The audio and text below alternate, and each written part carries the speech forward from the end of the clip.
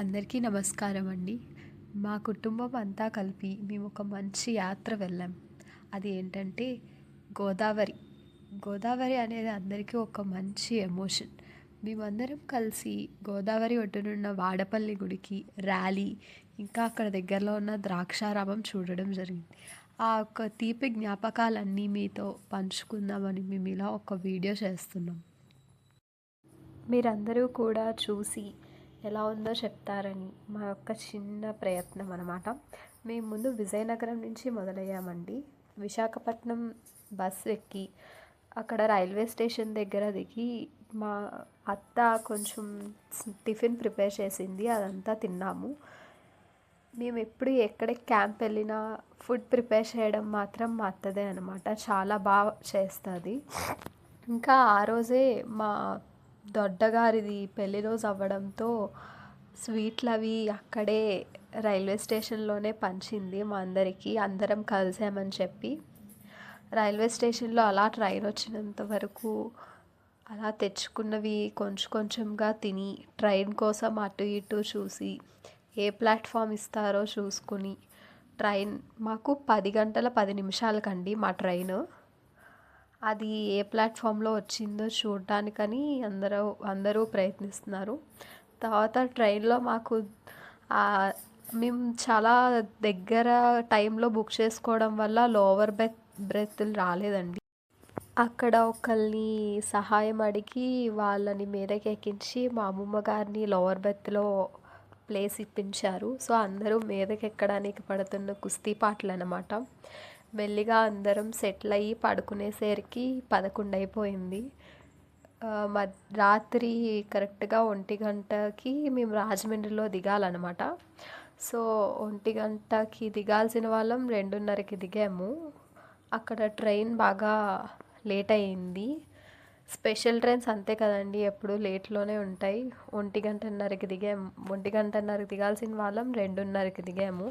అది కూడా మాకు ఓ విధంగా మంచిదేలేండి.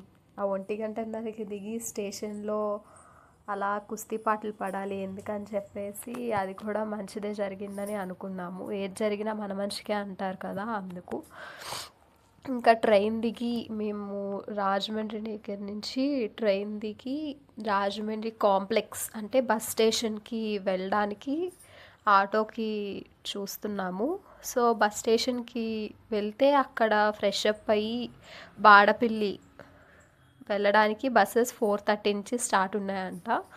సో బస్ స్టేషన్కి వెళ్ళి వాడపల్లి బస్ ఎక్కాము 4:30కి. అక్కడ వాడపల్లిలో మా స్నానాలన్నీ గోదావరి ఒడ్డున ముగించుకుని దర్శనం కూడా చాలా బాగా జరిగింది.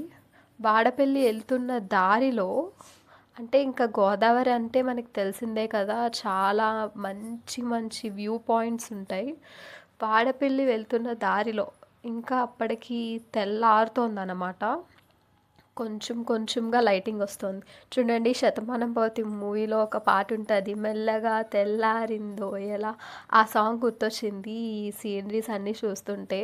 చాలా బాగుంది. అలా వాడపల్లి మెల్లిగా చేరుకున్నాం. ఈ సీనరీస్ అన్నీ చూస్తూ హాయిగా ఆటోలో అందరం నవ్వుకుంటూ కుటుంబం అందరం కలిసి వెళ్తే ఆ సందడే వేరు కదండి. ఇలా వెళ్ళి వాడపల్లిలో అక్కడ గోదావరి నది ఒడ్డున ఒక చిన్న ఏరియాలో సెటప్ చేశారనమాట.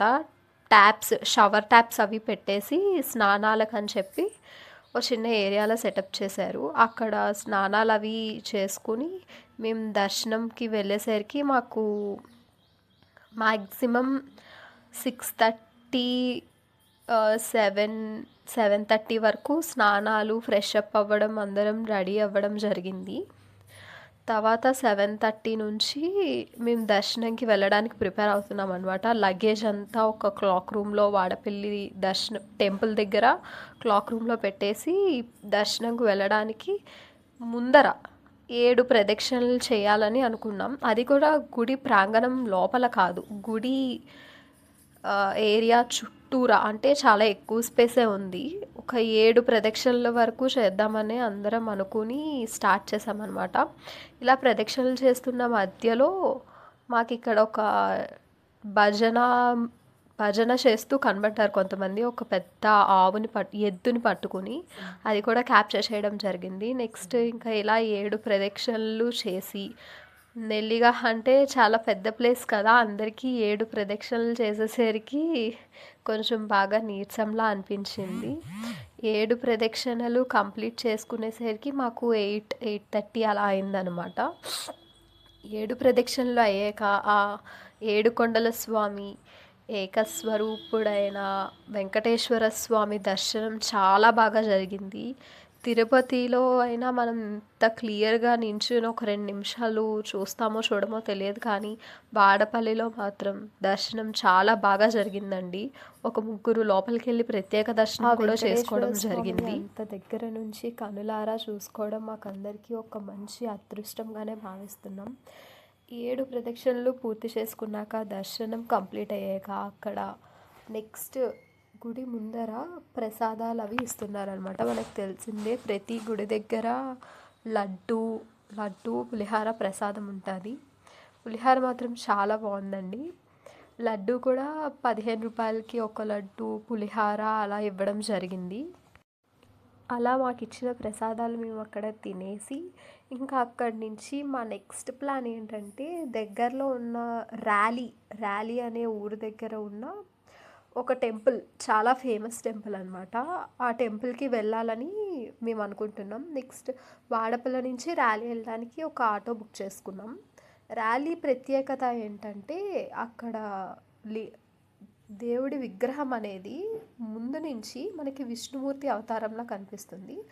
వెనకాతల మోహిని అమ్మవారి అవతారంలా కనిపిస్తుంది. ఇది ర్యాలీలో నేను చిన్న రీల్లా చేశాను, చిన్న క్లిప్ లాగా.